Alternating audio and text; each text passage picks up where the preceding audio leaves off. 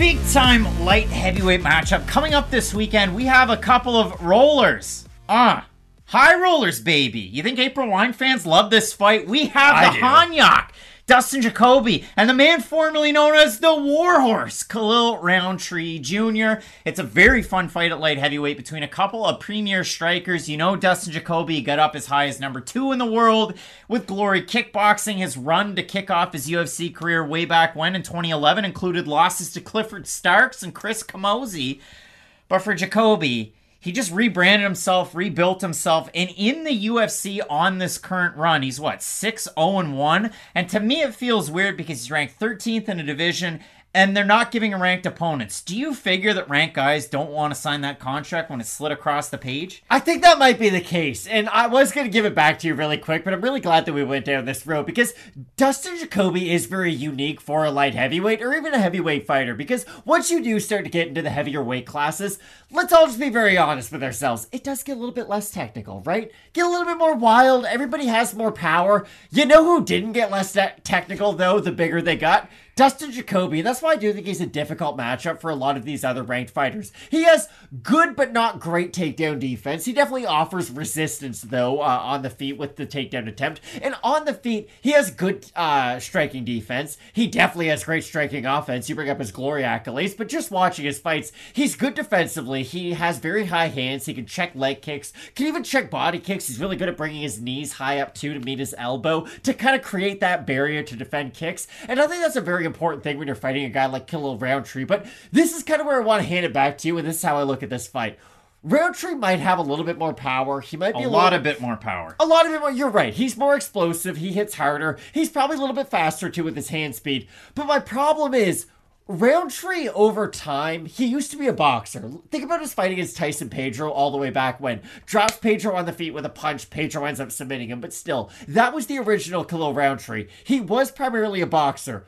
Over time, Khalil Rountree has learned to fight like Dustin Jacoby. He's more of a Muay Thai fighter. He's developed more of that Muay Thai stance, more of that Muay Thai style. Do you think sort of the late career resurgence of him learning a lot of those skills that Jacoby has just sort of had as his foundation, will that be enough to make this fight competitive on the feet? Because I do think Jacoby is a little bit more technical, even though a lot of people, when they think Rountree, and especially this new, more recent Rountree, they think about his appearances on the Joe Rogan podcast, which is wild because it's Khalil Rountree, but still, he has taken a crazy... It's got a wild life story. He does, and he has had a very insane career evolution because he does not look like the fighter that he once was way back in the day. Please go ahead and watch some of those older fights because his movement has improved. He's a much more fleet of foot. I just think the way that he has developed his skill set is going to make this a tough matchup against Jacoby, who fights in a similar way, but I think he's tighter defensively. Yeah, I think with Khalil, you look at it, I mean, he started off his UFC tenure off The Ultimate Fighter season 23. We just mentioned that. Remember those body kicks on the ground? But if you do, yeah, well, that's where I'm going with it. For Rountree, you look at it, he starts off 4-4. He did have that time over with Tiger Muay Thai, reinvented himself. I mean, he looked amazing in that fight against Eric Anders, and it's like, wow, this guy's a completely different fighter. Then he takes on Yong Kutzalaba, and he gets knocked out, elbows and mount. Like, he took a really long time off. And if you told me 2 years ago, you went, hey, guys, Khalil Rountree and Dustin Jacoby are going to fight in the UFC, I would have said, you're fucking crazy. Because for Jacoby, he was just coming back into the UFC. So 2 years ago, he hadn't even had his debut. He comes back on the big UFC card. It was Fight Night Hall versus Silva. He gets a win, and he's off to the races. And again, 6-0-1. And that 0-1, the one being the draw, or split draw rather. It was a 10-8 first round for Kutzalaba, and then Jacoby rallied back, and Kutzalaba got tired. So if you're playing MMA math, one loss, badly. One had a draw, which is better. But for Rountree, loses that fight to Kutzalaba, takes a long time off, goes out there, loses again to Marcin Prachnio. It was a bad performance. Round 1 didn't look terrible. Round 2, round 3 didn't do much. And then if you look at the last 2 fights, Rountree aligned himself with Syndicate, and he looked like the Warhorse again. He really did. I mean, his second to last fight, he takes on Modestas Bukauskas. Very low volume in that fight. Now, Rountree busted up the nose of Bukauskas in the first round. He wins that round. Second round, he throws that kick to the oblique kick, and it just drops Bukauskas, and the fight's over. And they mentioned it on the broadcast, just like Rampage against Sean Jones. Nobody likes those strikes. Oh, you shouldn't throw them. It's legal. It's legal, so I'm cool with it. It was gross, though, for all being honest. Like, oblique kicks are normally at the front of the knee, so it hyperextends it. He hit him at the side of the knee, and you basically just watched him Derek Rose another man. I mean, he shut her down and sent him back to Cage Warriors. So for Khalil, his next time out, he fights Carl Robertson. And we've said things about Carl on the channel. We might not be the biggest fans of him, but we reference him a lot. Khalil Rountree beat the fuck out of him, and he dropped him twice. I mean, he was what? But let me talk you through it. Do. I mean, he's absolutely just landing fuck you moves. Drops him a knee, gets into the clinch, drops him again. And once Carl's down and holding on for dear life, he throws the old soccer kick to the body. He just completely dismantled him. So for Carl, had a good run in glory. It was all right. Would you agree with me, though? Dustin Jacoby would have done the exact same thing. Yeah, but I mean, what I do like out of the last two performances, specifically for Khalil Rountree Jr., it's the fact that, again, he's gotten back to what got him that win over Eric Anders. He's aligned himself with Syndicate. You know John Wood's a really good coach. You know they've really thrown a program together 100%. that's worked for Rountree. And to get back to the original question, it's that Muay Thai stance, that high front leg from Rountree. Jacoby's got a decent leg kick. Rountree can just keep that Thai stance, that front leg moving, so it kind of negates the leg kick from Jacoby, and it opens up that big-time lead hook for Rountree. That's something that could land against Jacoby, but for Jacoby's last time out against Da-Un Jung, didn't think Jacoby was going to win that fight. Jung was winning that fight right up until the end. His boxing was good. It was crisp. He was landing with good accuracy, and then Jacoby lands a check left and a left straight, and then he lands a right cross, and Jung just completely drops. And then I thought, well, this fight's not over. Like, Jacoby walks away. Referee Kevin McDonald's not going to end this one. Jung stands up, walks away. So, you end that fight. So, a great win for Jacoby. He gets a big-time bonus there. It's a really tough fight because you have two primary strikers. I don't expect any grappling in this one. If I did, it would be out of Jacoby, oddly enough. He is the guy that would be more likely to go for the takedown. But I think you're going to get a really fun fight. And again, Jacoby's 13th. Khalil Rountree's like your 16th light heavyweight. The next guy's got to get a ranked fighter.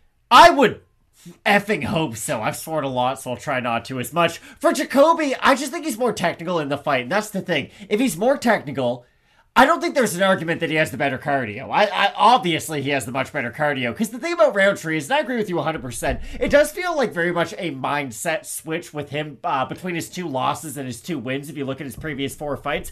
But he still hasn't shown that lasting ability, even though he has shown a resurgence in aggression his last 2 fights. I still think that if he really goes for that finish in the first round against Jacoby, if he doesn't get it, well, Jacoby's still steady in the second round. He can steady in the third round. He throws in combination, and he doesn't put everything behind every punch. You're right. Rountree does have the better power, but I don't know if he has the better power if Jacoby fought in the same way Rountree does. Rountree's more technical, but he still loads up on a lot of his punches. You can tell he winds up from a long ways away. His kicking technique is much improved, don't get me wrong. But for Jacoby, I just like his lasting ability a lot more, and I think that even if he loses the first round, I think he can win 2 and 3.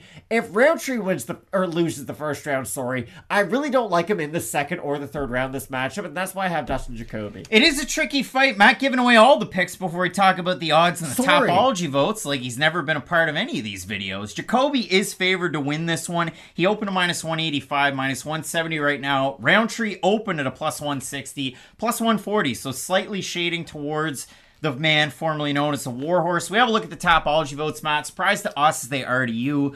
I'm going to say over under 65% Jacoby. I think they'll be over. I think the average fan will be confident in them. 668 total votes. We've got 79% Jacoby, 54% by decision, 38% by knockout. For the 21% that have Rountree, 83% by knockout. So the fans siding with a Rountree knockout. I think you're going to get a Jacoby decision win out of this one. His output's higher. Now, his last fight against Da-Un Jung, it was very low in that first round, right up until he landed the finishing sequence. So it's going to be a feeling out process, I imagine, between these two guys to start the fight out. So it could be a bit of a stalemate in that first round. But Jacoby, gets rolling normally as these fights go on, and he's not necessarily known as a big-time finisher. And Jung's not necessarily known as a guy that gets finished, but hey, here we are. So I like Jacoby in the matchup, but if you really like Rountree to get the finish, I'm here to listen to your argument on this. I think it'll be a really fun fight, though, because this is what I do think. I think there might be a feeling out process, but hear me out.